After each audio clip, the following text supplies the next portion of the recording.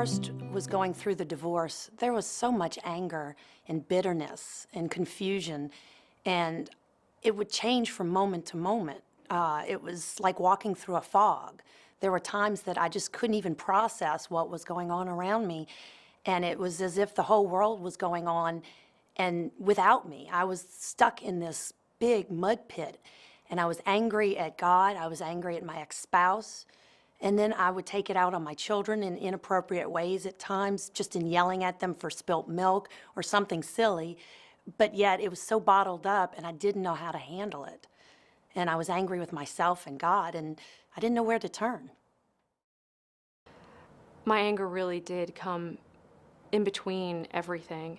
I think it made me feel like I couldn't connect with anyone. I couldn't connect with God. I gave up. I think I was really giving up. At first, I looked for ways to numb the pain and the hurt, and I'd encourage people not to make the same mistakes that I made. I vested myself too heavily in my work. I began to drink much more than I ever did before. And ultimately, that took me away from dealing with the pain and the hurt that I was eventually going to have to face.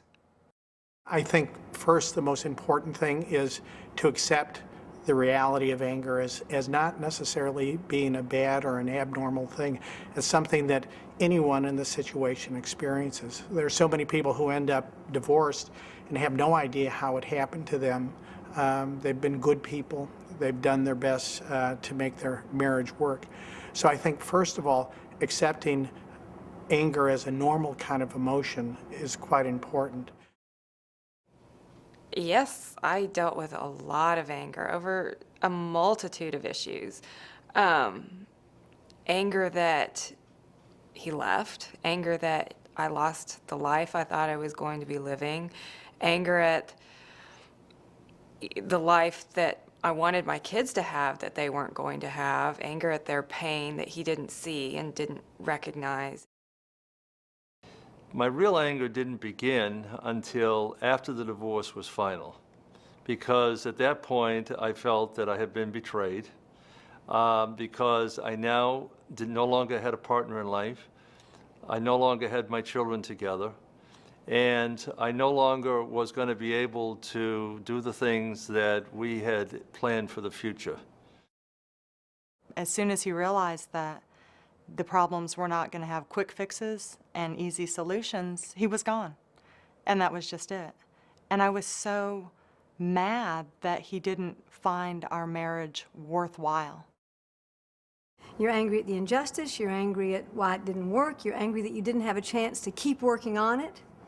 I've seen some of the greatest pain in that especially the person who got left has this feeling that you could have given me another chance. I could have worked on that. I could have made things better. And they're not given that chance. They're just left in the cold.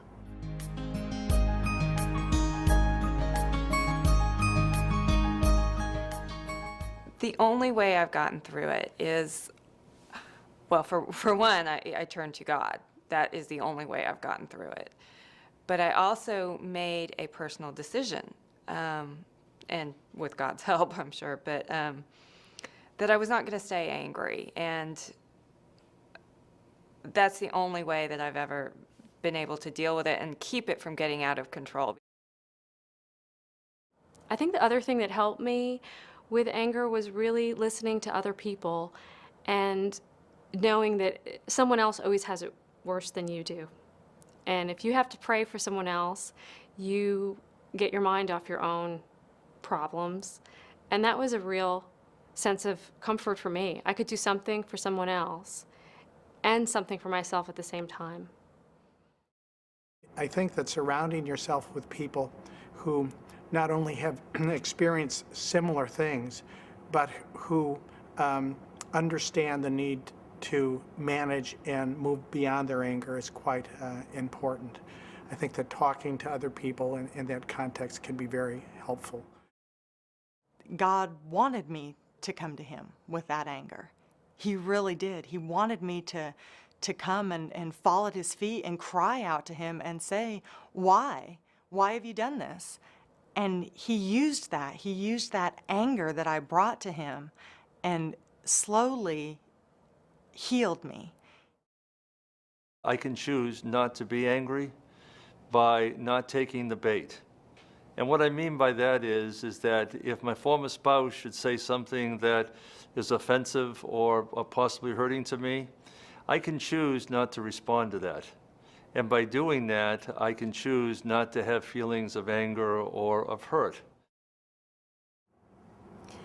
Since anger is the sort of pervasive experience of divorce, I find, I think it's real important to do several other things, and that is, one is to journal.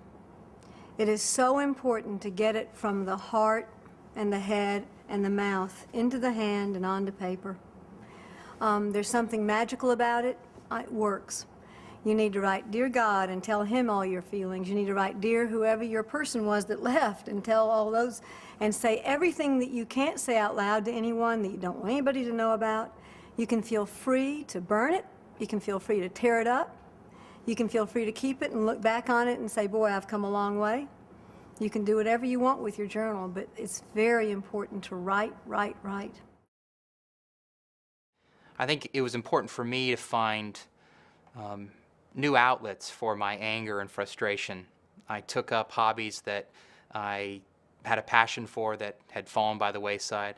I began exercising more than I had previously, and those were healthy outlets for me to cope with the anger and begin to let go. What's happened over time is I've been able to channel the anger, because it still surfaces when my ex-spouse does something that triggers another emotional response.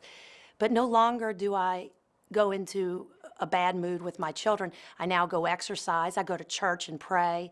I'm able to talk about the feelings that I have and recognize them as being real, but it's not as intense. I don't have that fog. I'm able to look back and say, I'm glad those days are over. I'm glad that I have the tools that I have to deal with the issues that will continue to surface.